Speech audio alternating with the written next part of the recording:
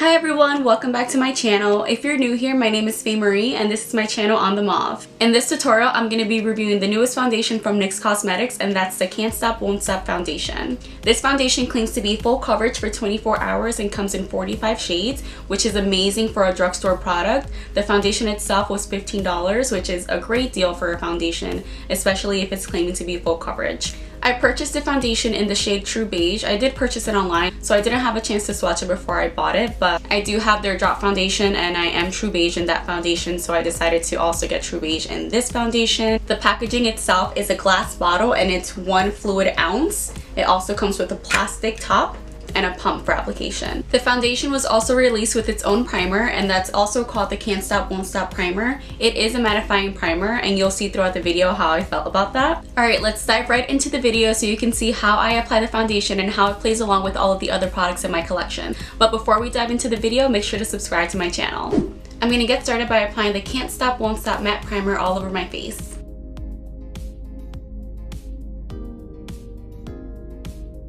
It has a very thick consistency and it's not the easiest to spread around, but the directions say to just spread it evenly across your face and then just tap it to set it, so I'm gonna try that.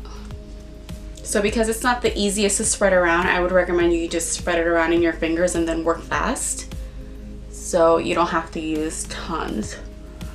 And focus on the areas where you tend to get oily first because it is a mattifying primer. And that's really the purpose of it. So the foundation came just like this without a box or anything or instructions. So what I'm going to do is I'm just going to apply it the way I would apply a normal full coverage foundation. And typically how I apply that is a couple drops on each side of my face, and then I just do an even application with a brush, and then I go back in with a beauty blender and tap it out. So I'm just going to pump it directly onto my skin, and it's new so it's going to take a couple pumps.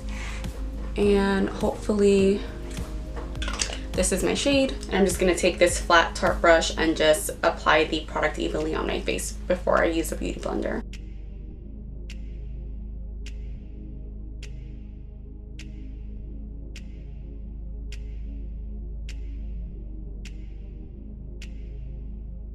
I'm going to apply a couple more pumps just because I am not getting the coverage that I normally like.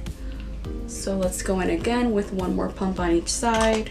And in terms of the shade, this is not my shade. It's probably not the shade I would have gotten if I went into the store and swatched it. It feels a little bit more yellow, but once I finish my face with all the other products, I can make it work with my skin tone, but I don't think this is my shade.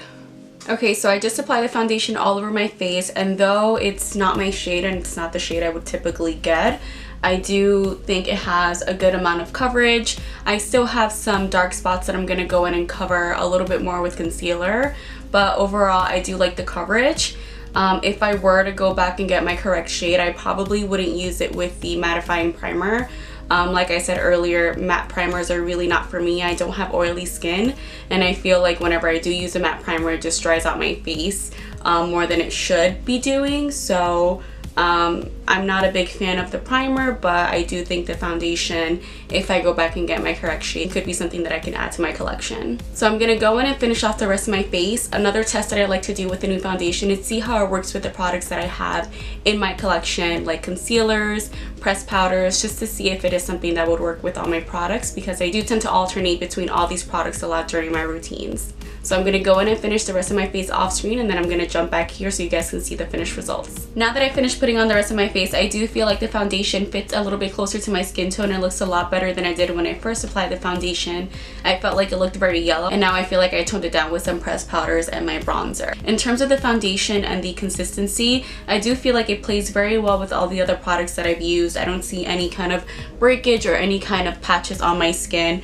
But like I said earlier, I don't think I would be using the foundation with the primer just because I feel like the primer itself, I do feel it drying out my face, and it's not a feeling that I like. So I feel like if you do have oily skin, this could be a good primer for you. It's just not the best primer for me. And that's the end of my tutorial. I hope you guys found the tutorial helpful if you are thinking about purchasing either the primer or the foundation. Again, please make sure to subscribe below so you can catch my next videos. I'll see you guys next time.